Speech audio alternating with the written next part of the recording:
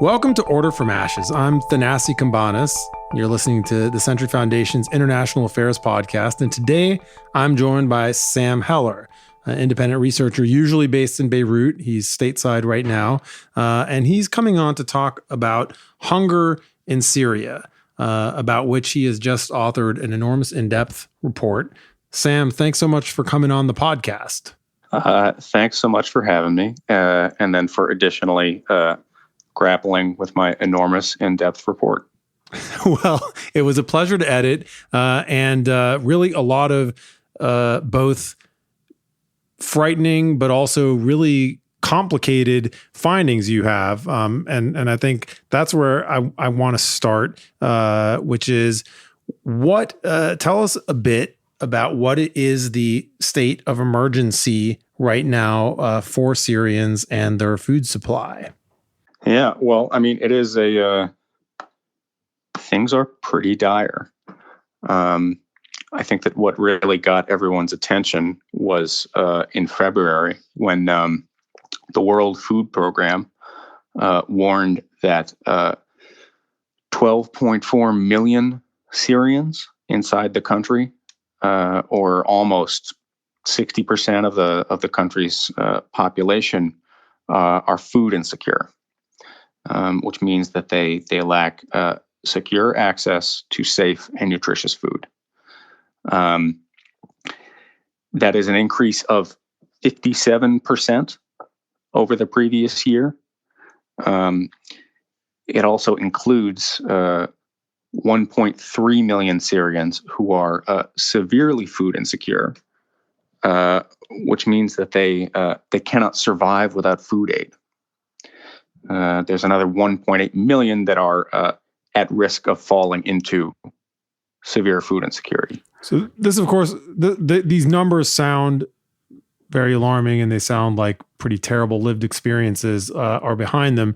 Can you tell us a bit about this with an eye towards explaining to our listeners what this actually means for people? Because when I hear this bureaucratic language, I'm not sure whether it means whether the food insecurity you're talking about means someone is picking up a food packet, but therefore once they get the packet, they're essentially doing fine, or does it mean that people are, for example, worrying month to month whether they'll have enough food to feed themselves and their kids, or are people falling below the amount of calories they're supposed to have, or are people giving up protein in their diets? Can you tell us a bit about what this means for how people live?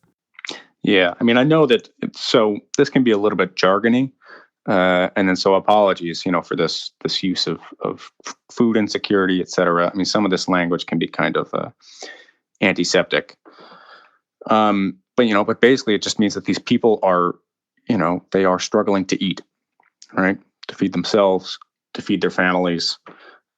Let's see. So WFP, that's the World Food Program.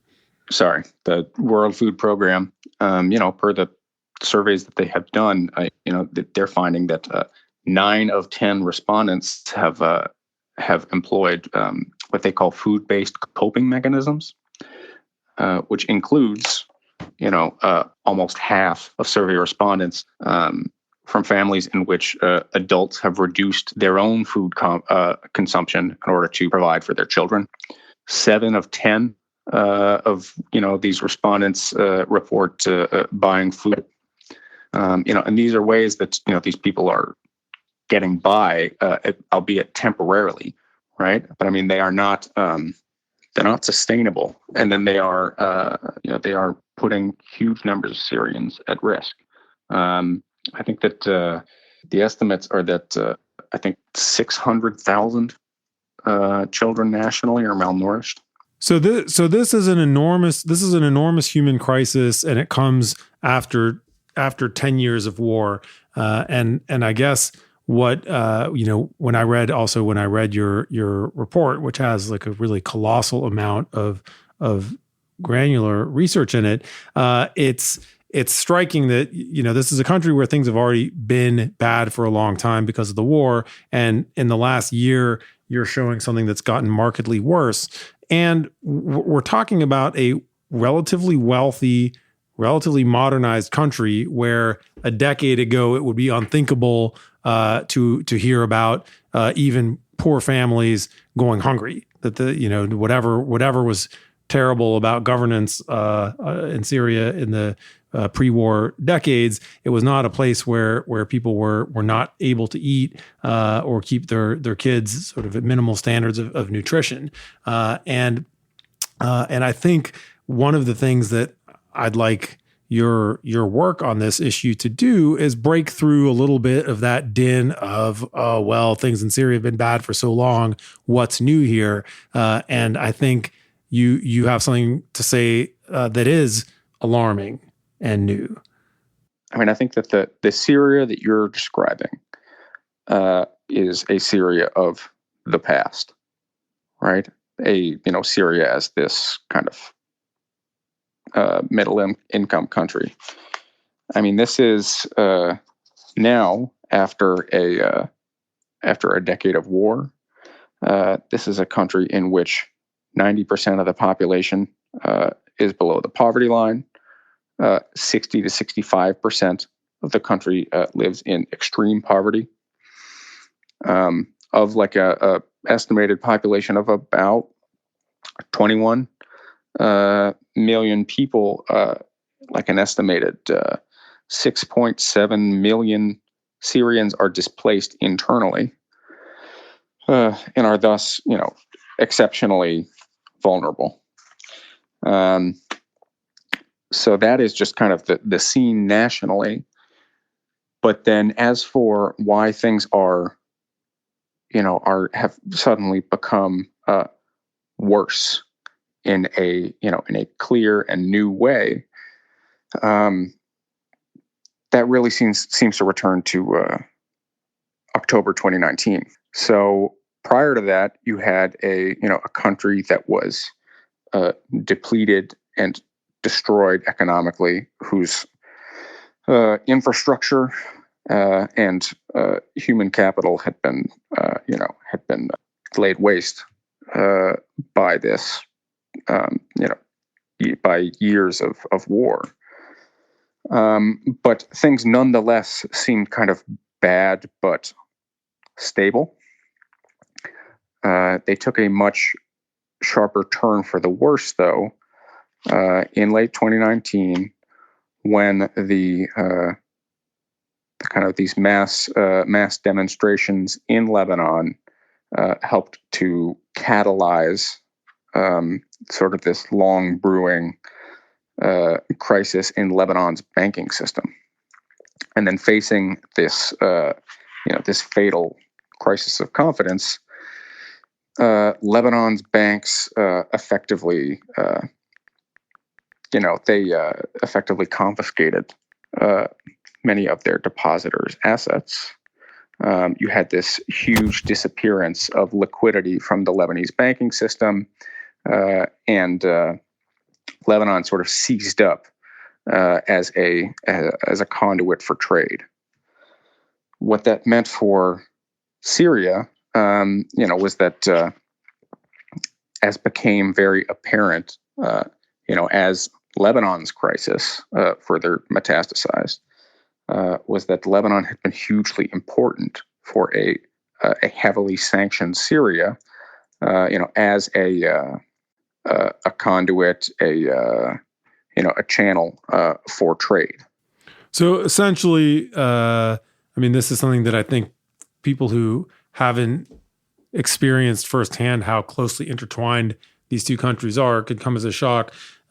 You're saying, if I understand you correctly, that Lebanon enabled Syria, one, to get around sanctions, but even more simply for legal unsanctioned purchases of food and imported wheat, other staples, that it just was much more logistically feasible to buy food and bring it through Lebanon, whether because of the banks or because of the ports, and that once Lebanon went into free fall, that entire pathway of both money and food got shut down.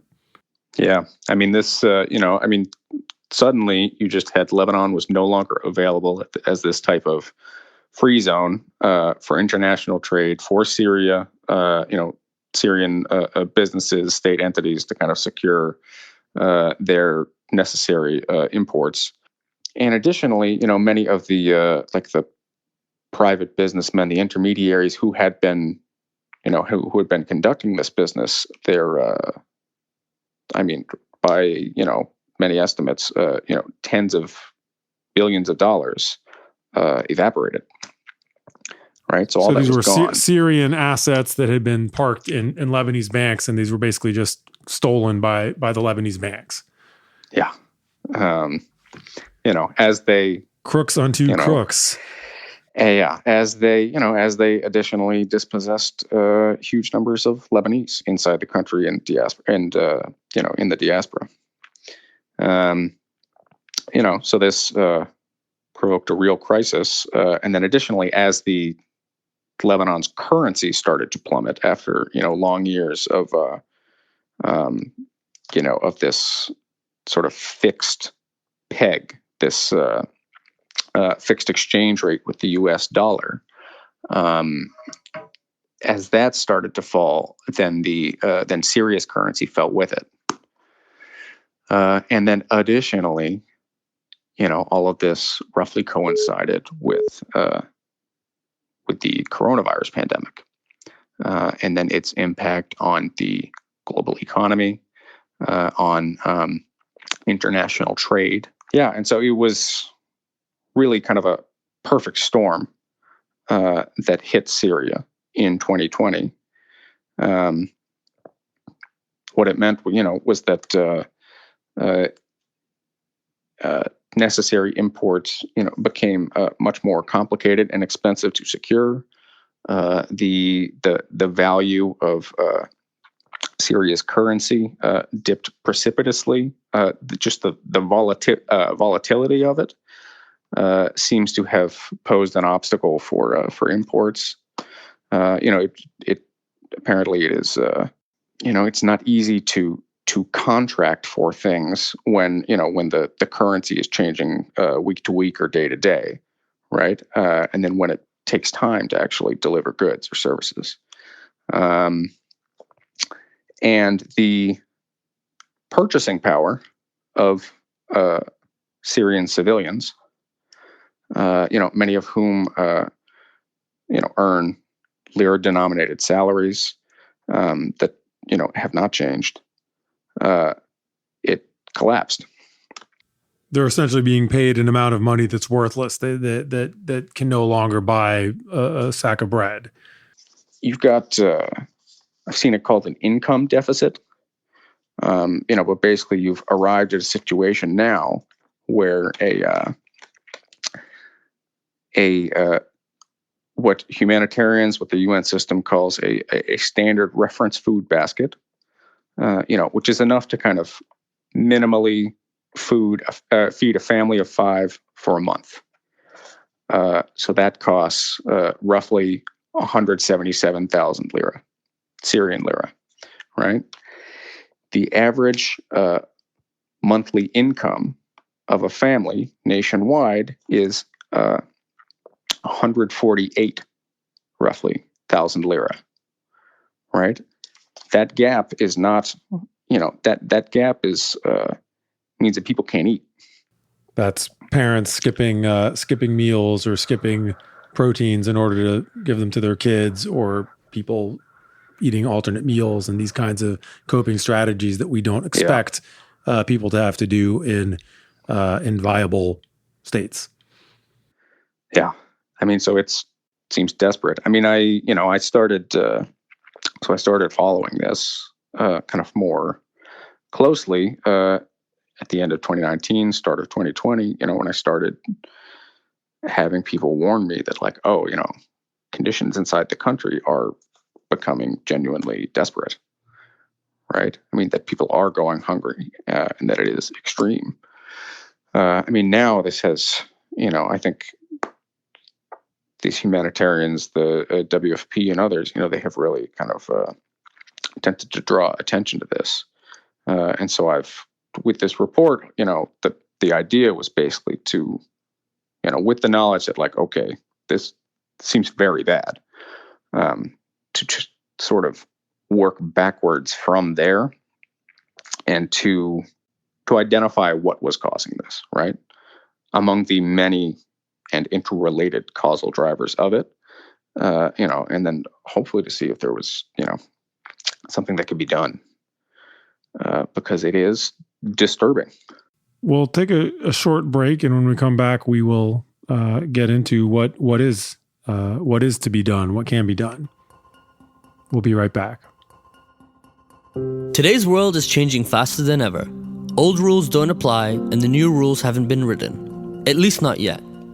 I'm Rohan Advani, and I produce the Order from Ashes podcast at the Century Foundation, a leading progressive think tank that promotes peace, cooperation, and equality at home and abroad. On Order from Ashes, we try to make sense of a new international system in which America no longer dictates the global order. Join us as we talk to activists and analysts on the front lines of the most pressing issues in international policy. I'm Thanasi Kambanis. You're listening to Order from Ashes, the Century Foundation's International Affairs podcast. And today I'm talking with Sam Heller about hunger in Syria. Now, before the break, Sam was explaining to us in a lot of detail how this crisis came to pass and how these sort of long running, slow burning crises, war, international isolation, sanctions, dictatorial mismanagement by the Assad government, and the economic collapse of Lebanon, among other things, banded together in the 10th year, roughly, or starting in the 9th year of the Syrian war, to start creating widespread hunger, food insecurity, people not having enough to eat, not having enough money to get what they need to eat and feed their families. And now I want to turn your attention, Sam, to something that you again spent a lot of time on in your research and your recommendations, which is what can the West specifically, because that's who you're addressing, what can the West do to help stop more Syrians from going hungry, and what can they do while being mindful of their limited powers of action and also of their relatively limited fault here, given that the ultimate culprit for much of this, including the hunger, is the person who remains the recently reelected dictator of Syria, Bashar al-Assad. And I mean, first, I should additionally note that, I mean, even the sort of kind of the overview of the causes that we've given here is only partial, just because there are so many more that contributed to this. It's part of why the problem is so complex and difficult. It's part of why, I ended up giving you a draft that was like maybe a little bit too long. 15,000 words, maybe. Sorry. I mean, that's what happens when you again identify, okay, the problem with food security, and then work backwards from there to figure out what is feeding into it. And it turns out, the answers are many. So in addition to, this kind of just the country's economic collapse and what that has done to ordinary Syrians' purchasing power and their ability to support themselves and their own families. So that is, you have that, but then you have additionally had kind of major disruptions to the supply of both wheat and oil. Wheat, which is vital for producing bread, which is the kind of rock bottom staple of Syrians' diet, and which, as other foodstuffs become unaffordable, Syrians have relied on even more, both for food, and then it's additionally been kind of substituted for some, other goods like animal feed, and then oil fuel.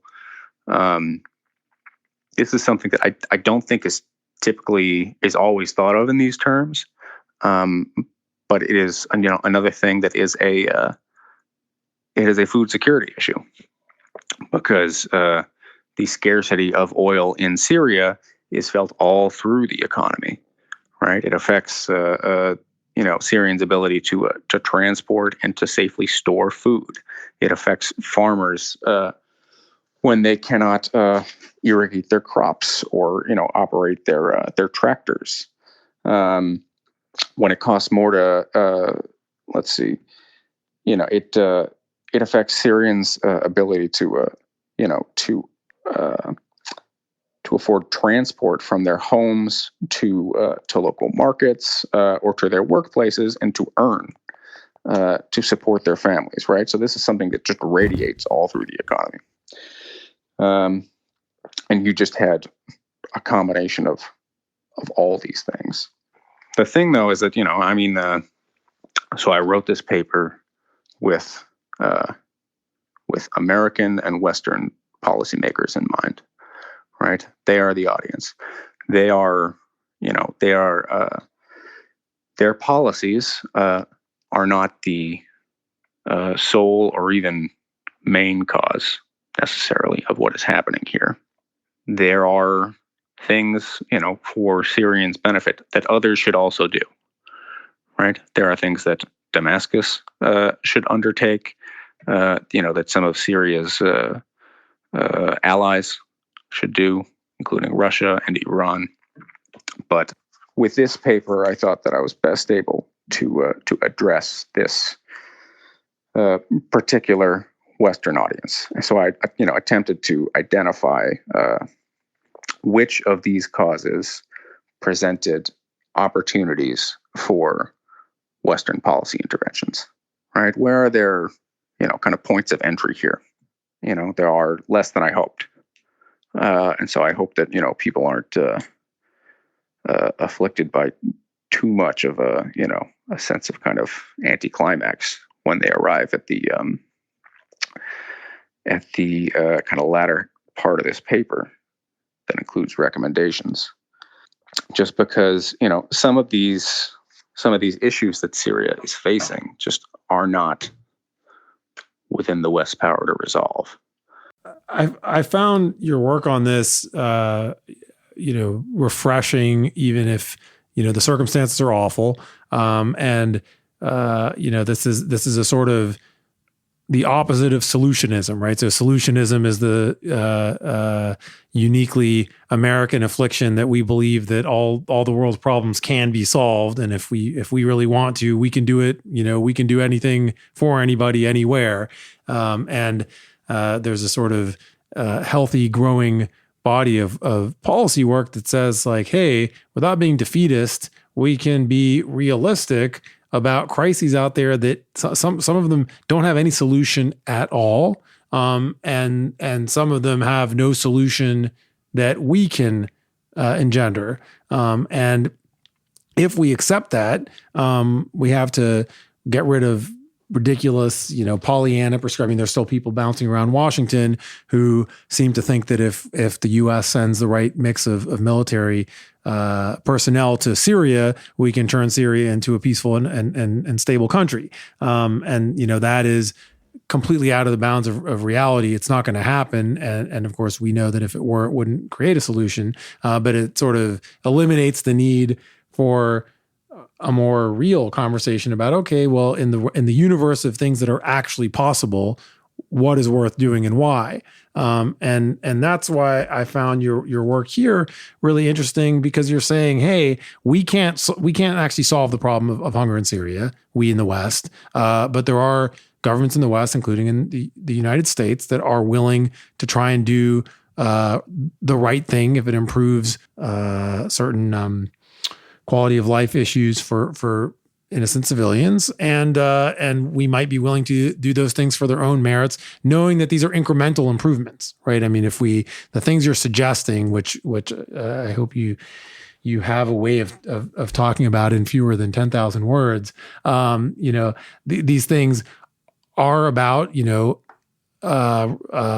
improving the supply of food to some subset of the population, alleviating some amount of hunger among some people. And And again, like there are, I guess, absolutists who would say, like, if you can't solve the whole crisis, don't bother. Who would say this is very marginal because you're not ending the problem. And you're saying, well, this is what's in our power, and it's its own public good to say, the U.S. could do actions, 1 through 5, and then say that 10,000 food insecure Syrians stop being food insecure, or 100,000 people who were skipping meals got to have the full amount of calories per day. But I mean, I don't presume to have a kind of a monopoly over solutions. Yeah, but certainly if you're out there proposing expansive big things that are not grounded in a kind of a more real understanding of the U.S. and the Western role, of these countries' real agency, then that's just kind of bad analysis, right? I mean, and then that is the implicit thinking behind the earlier part of the paper, in which I, attempt to kind of to lay out these various causal factors and to and the ways in which they interact, right? Because some of them involve the West, some of them do not, and I think that any sort of prescriptive element necessarily has to be kind of premised on that understanding. Well, so let's get into those recommendations. We've got about 5 minutes, so let's tell us what what the West or the U.S. specifically can do, and what the objections to that are by people who are concerned about somehow enabling Assad as a result of helping the people that he primarily is keeping hungry. Well, I mean, so like what the West cannot do. I mean, so if Damascus, I asked you what they can do, and you're going to tell me what they cannot do? Yeah, I mean, just for kind of the purposes of clarity here. The pain of the realist. Sorry. I mean, but like if so much of this is just the kind of state of exhaustion of the Syrian economy, like the West cannot float the Syrian economy, right?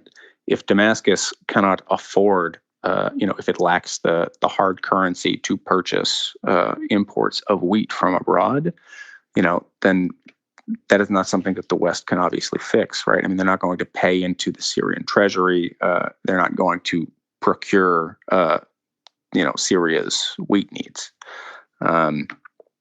Even the stuff that the West is doing now,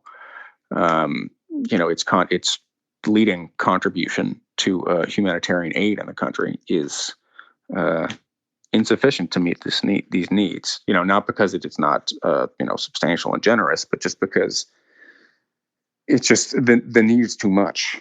It's huge. So the entry points that I saw for the West in this respect are largely they largely pertain to aid and to sanctions policy. So on aid,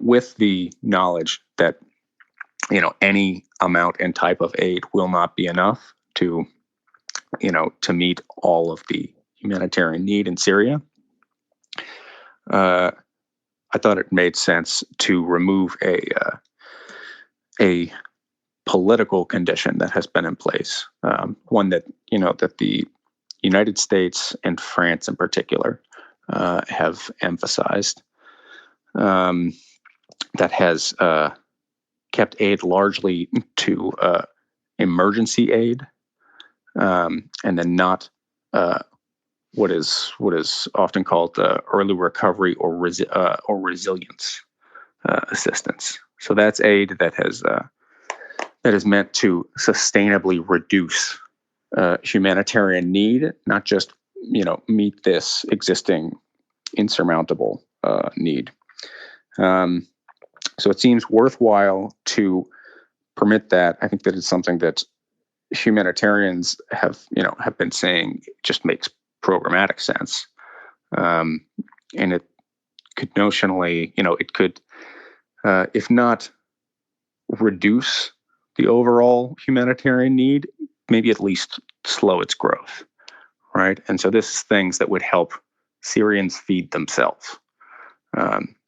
So assistance for livelihoods, for agriculture, in ways that kind of diverge from basically just handouts. So that is one element of it. Additionally, and our colleague Aaron Lund has written about this. It is very important for the U.S. And others to push for the renewal of the UN's cross-border humanitarian aid mandate. And that's something that the Russians have been the sticking point on, right? The U.S. has consistently advocated for this, and the Russians have been reluctantly, or let's say theatrically, making last-minute agreements to let this happen every year. Is that right? Yeah. I mean, so, I originally wrote about this for the Century Foundation in 2017, when it first looked like it was going to be struck. It is an exceptional arrangement, one that permits UN agencies to be involved in cross-border humanitarian aid with only, without the permission of the Syrian government. It's something that has been kind of reduced, the scope of it, since then, but it still persists. It still, applies to a single border crossing with Turkey in Syria's northwest. That just seems really vital for ensuring that the huge numbers of vulnerable and displaced people in that area continue to eat. So this, that is securing its renewal. Given just kind of the organization of the UN Security Council and the ability of any of its permanent members to veto, then that is something that requires arriving at some sort of agreement with the Russians.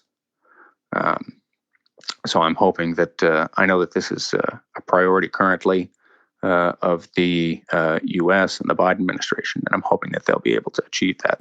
And one last thing one other thing you say in the report, which I also found intriguing, was the ways in which the U.S. could essentially let up on their scrutiny of certain kinds of shipping transactions in a way that would make it easier for wheat deliveries to come into Syria. But I guess all this leads me to what I think I want to make our final question, which is when I think about all this in its totality, on the one hand, I'm very persuaded by your argument that hunger is bad, and the U.S. in particular and all Western countries should do what they can to help hungry people. If there are things that we can do, we just should do them as a public good, as a global good, in the global commons that we all share. And on the other hand, I can't help but think, as I read through all this and think through all this, that we're here because of Assad and Russia and Iran. We didn't do this. In fact, we have been incredibly, we've spent a lot of money on humanitarian aid for Syrians who've been hurt by these forces. And not to say that the U.S. is blameless in the Syria catastrophe, but it's absolutely not a central driver of it. And so to think that we're somehow going to spend capital with Russia, with whom we're already embroiled in many other disputes, to try and convince them to not be completely evil with respect to hungry Syrian civilians, it sort of beggars the mind that the central malefactors are doing nothing, and in fact are causing this crisis to be much deeper and much more painful for people than it would otherwise be, and it makes me feel sort of like there's somehow a misplaced and I get what you're doing here. You're saying here's what the people who are willing to listen and try and do the right thing can do. You're not saying it's their fault, but just when I take a step back, I think, good God, like how can this make any sense, given that with so much less effort, these other actors could help so many more people? Well, I mean, I would say that, I think that you can assign relative blame for what has happened, but I don't think that that necessarily exonerates the U.S. or the West. I mean, we were, kind of overtly and covertly participants in this conflict. If you just look at the destruction, the physical destruction of Syria, people will frequently point to Damascus's kind of devastating scorched earth bombing of areas that fell under rebel control. But then they are not the only country that kind of bombed Syria into smithereens, right? Like, who bombed Raqqa, right? It's not just them, and then it was the U.S. and others. I guess there are still, limitations on the extent to which they can acknowledge this, but they did a lot to fuel and to energize the insurgency that was fighting and losing against Damascus, at huge human cost, and then even as these countries were contributing humanitarian aid, they were levying these sanctions, which have substantial collateral damage for the civilian population that is frequently not acknowledged.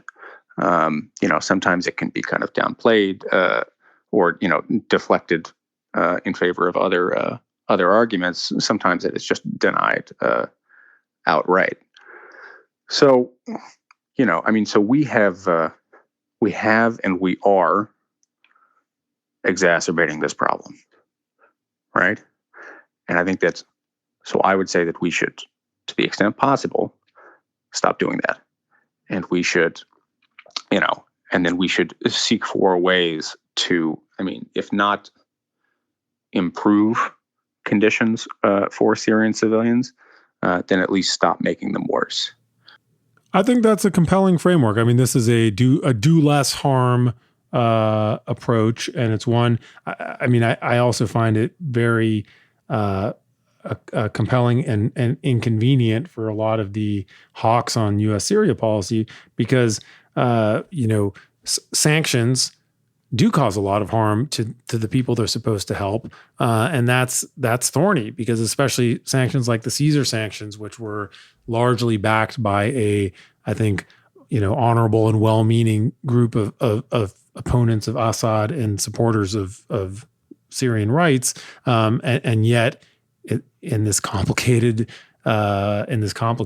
setup, those sanctions and a whole other web of sanctions that we've put for, again, understandable reasons over the years, seem to be having several perverse unintended effects.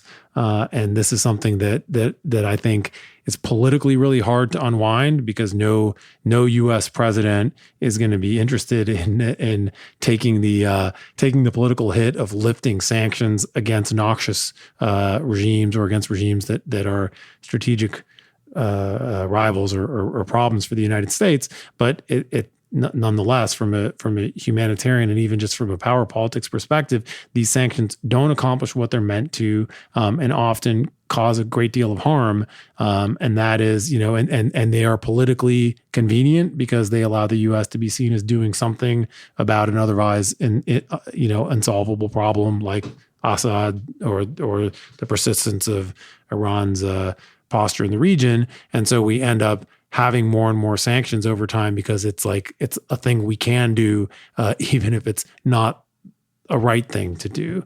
And your work on this really shows what the costs of this can be, and also what the costs of changing course can be. None of these paths are easy or politically advantageous.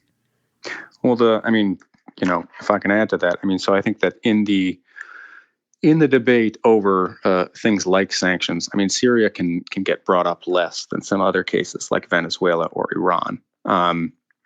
And I think that is, part of that is because of Syria's fragmented geography. The fact that, Damascus does not control the entirety of the country, that it is, that there is an ongoing civil war, even if it has kind of cooled off laterally, that is a live conflict in Syria. And additionally, just, the total, I like the total, the toxicity, right? The radioactivity of the Syrian regime, right? It is entirely unsympathetic.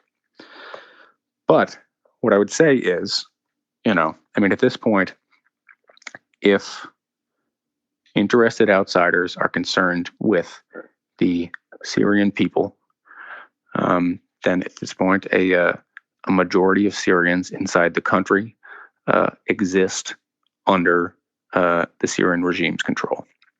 Right, in these areas, they depend for their welfare, their survival, on the distributive apparatus of a state over which control is monopolized by Damascus. And that includes not just if you want to kind of pick favorite areas, that includes not just areas seen as loyalist that remained under Damascus's control throughout, and includes also, the areas in which the West was substantially invested, in which it supported the opposition, such as the country's southwest. Right, they are suffering, as are Syrians in Damascus or Tartus. And I would say that one thing.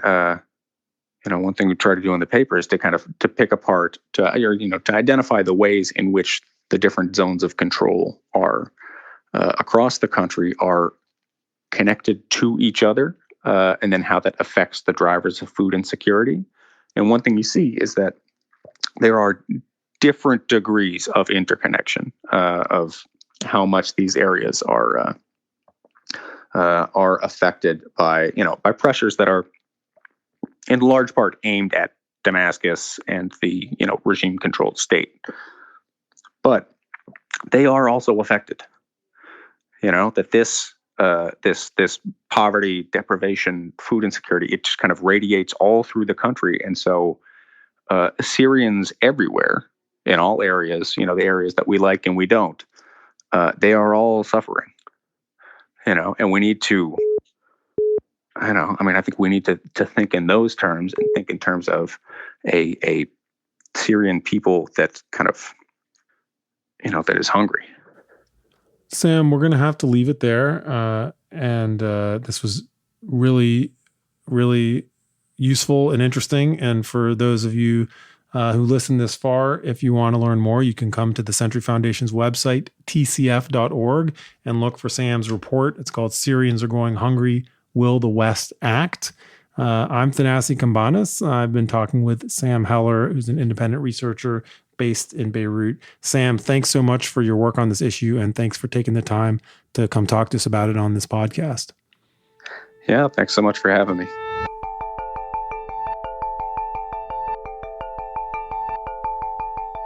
You've been listening to Order from Ashes, the international affairs podcast from the Century Foundation.